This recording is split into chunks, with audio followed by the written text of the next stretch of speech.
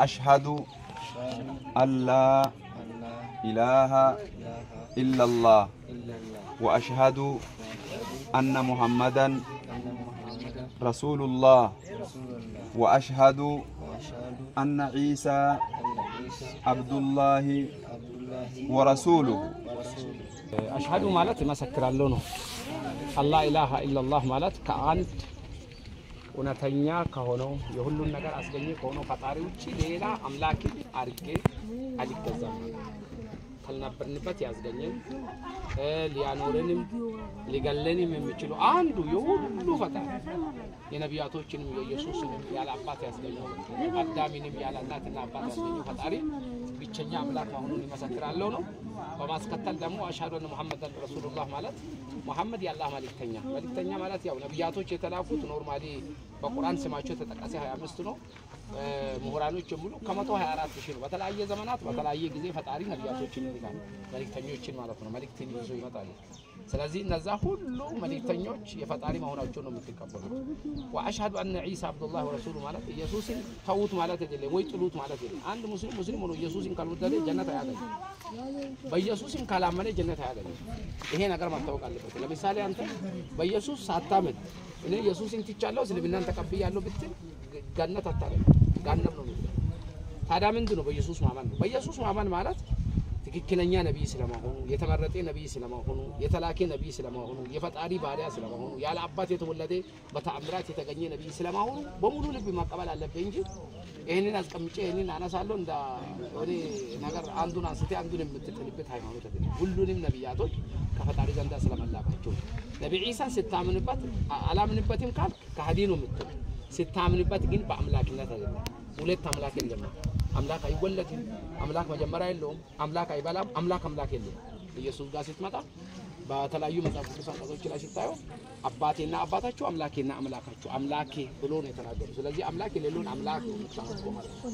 ስለዚህ ኢንሻአላህ ይሄንን ትክክለኛው ጎዳና መከተል ማለት የሰላምን ጎዳና መከተል ማለት ትልቅ በተለይ ደግሞ አሁን ትምህርቱ ላይ ስትጀምሩ የማግባታችሁ አላማ ገና ይገባችኋል። አንዳንድ ሰው ከውጪ ሲያያችሁ ለምን ገባችሁ ምን ዋጋ አለው ምን ይጠቅማችኋል ሊል ይችላል።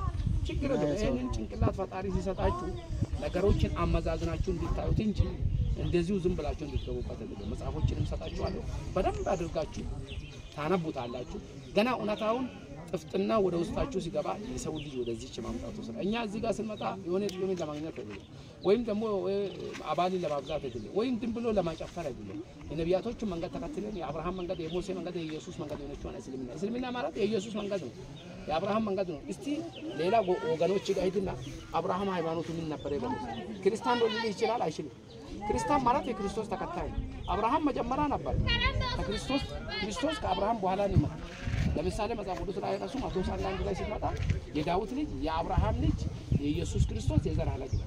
ኢየሱስ ክርስቶስ ወደ ዳዊት ይመለሳል፣ ዳዊት ወደ አብርሃም ይመለሳል፣ ነቢያቶች ወደ አብርሃም ይመለሳሉ። እስልምና ማለት የቀደምት ነቢያቶች የአብርሃም፣ የሙሴ፣ የኢየሱስ፣ የዳዊት፣ የሶሎሞን፣ የጃኮብ እነዚህ ሁሉ ነቢያቶች አንድም ሰው በዚህ ዓለም ላይ ከሙስሊም ውጭ የነቢያቶችን ሃይማኖት ይሄ ነው ብሎ የሚናገር ማንም የለም።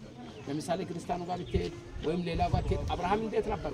የተመረጠ ነበር፣ የፈጣሪ ባሪያ ነበር፣ ነብይ ነበር ይላል። ሃይማኖት ውስጥ ካልኩ አላውቅም ይላል። ሰው የሚያውቀው ሰው ነው የሚከተለው፣ የማያውቀው ነው አውቀው ነው የምትከተለው ነው ሳታውቁ ነው የምትከተለው። እኔ አብርሃም ወዳጅ ነኝ ለማለት አብርሃም ሃይማኖቱን ማወቅ መቻል አለበት። ሙሴ ጋር ስትመጣ ሙሴ ነብይ እንደነበር፣ የፈጣሪ ባሪያ እንደነበር፣ የተመረጠ እንደነበር ሁሉም ሰው ይነግራል። ግን ሙሴ ሃይማኖቱ ምንድነው ብሎ ብትነግረው ሙሴ ክርስቲያን ነው የሚል አንድ ሰው ነው። ክርስቲያን ማለት ክርስቶስ ተከታይ ነው። ሙሴ ደግሞ ከኢየሱስ በፊት ነው። ክርስትና የመጣ ከኢየሱስ በኋላ ነው። እኛ ተከተሉ የምንለው የቀደምት ነቢያቶች የሆነችዋል የአብርሃምን፣ የሙሴን፣ የኢየሱስን መንገድ የሆነችዋል እስልምና ማለት እስላም ምንድነው? ለፈጣሪ እጅ እግርህን መስጠት ነው። አንዱ ብቸኛው ፈጣሪ የሆነውን ጌታ ምንም ሳታጋራበት ሚስተረከለ ብለህ ሳትጨምርበት በብቸኝነት እሱን ማምለክ የዘላለም ሕይወት ይሰጣል። ይሄኛው ደግሞ መጽሐፍ ቅዱስ ላይ አንቀጽ ላይ ብዙ ቦታ ሲተህ ኢየሱስ ክርስቶስ ሲያስተምር ራሱ ምን ብሎ ነበር? አትዷ ባቢዬና ጥያቄ ካላችሁ ትጠይቃላችሁ። ጥያቄ ካላችሁ ነው ጠይቁ። እኔ ና አማርኛ ትችላለህ? ይችላል። ጥያቄ ጠይቁ። ያልገባችሁ ነገር አድምጡ። ለእናንተችሁ ጭንቅላትን ፈጣሪ ሰጥቷችኋል። ማወሰን ትችላላችሁ። ችግራችን በዓለም ላይ ያለው ህብረተሰብ ችግሩ ምን እንደሆነ ታውቃለህ? የአባቱ መንገድ ነው የሚከተለው ጭንቅላቱ ነው።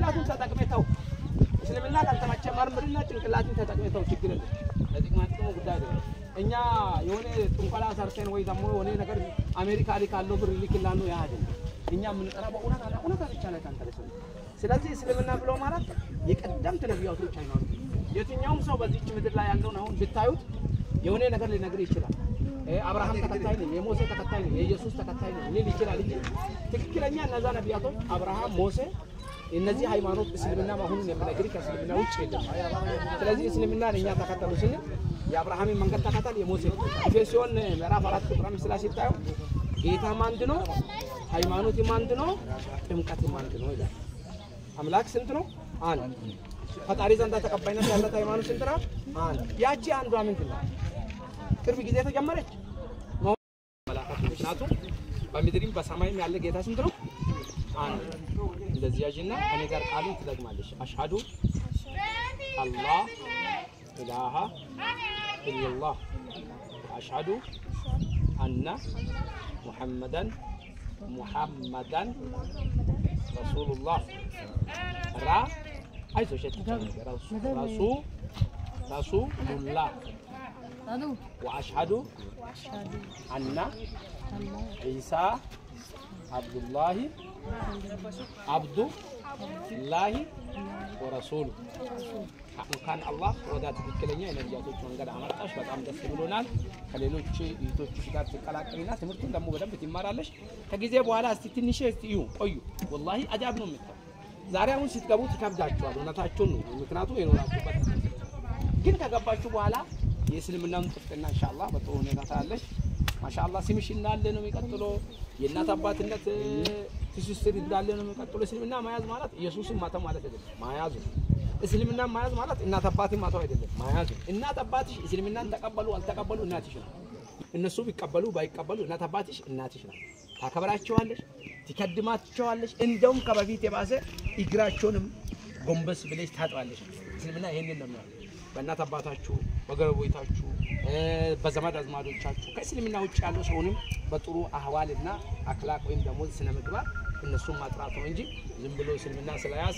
ጭፈራ ቦታ አይደለም አሁን እዚህ ጋር ስትመጪ ትምህርትሽን ትማራለሽ ፈጣሪሽን ብቻኛው የሆንኮ ጌታ ይፈጠርከኝ የዘላለም ህይወትን ስጠኝ ብለሽ ዱዓ ታረጋለሽ እንጂ ከዛ ውጪ ነብዩ መሐመድን ይመትገጂ ወይ ሌላ ሰውን ይመትገጂ አንቺ የምታመልኪ አንድና የሚሰጥሽም የሚከለክልሽም የሚያኖርሽም የሚገልሽም ዘላላሚ ህይወትም የሚያኖርሽ አንድ ፈጣሪ በቃ ስትመኪን በአንድ ፈጣሪ ስትከጂም አንድ ፈጣሪ ስትለምኝም አንድ ፈጣሪ ስትሰግጂም ለማን ነው ለአንድ ከአንድ ፈጣሪ ውጪ ሌላ ፎርሙላ በማላ አይገባም ማርያም ነው ለአቲ ሚካኤል ነው አትልም ሱራፌል ነው አትልም ኢየሱስ ነው አትልም ነብዩ መሐመድ ነው አትልም ነብዩ ሙሳ ነው አትልም አብርሃም ነው አትልም ብቸኛው ፈጣሪ ብቻሽን ሲፈጥርሽ ከሰው ጋር ተማክሮ አይደለም በስብሰባ የፈጠረው ነገር አለ ፈጣሪ አንተን ሲፈጥረው እሷን ሲፈጥር በስብሰባ አይደለም አንተ ኢየሱስና አብርሃምና ሞሴና እከሌና እስቲ ይሄን ሰው የንፍጠር ብሎ ብቻውን እስከፈጠረ ድረስ ብቻውን ነው መገዛት ያኔ ብቸኛ ሲፈጥርሽ ሲያዝገኝሽ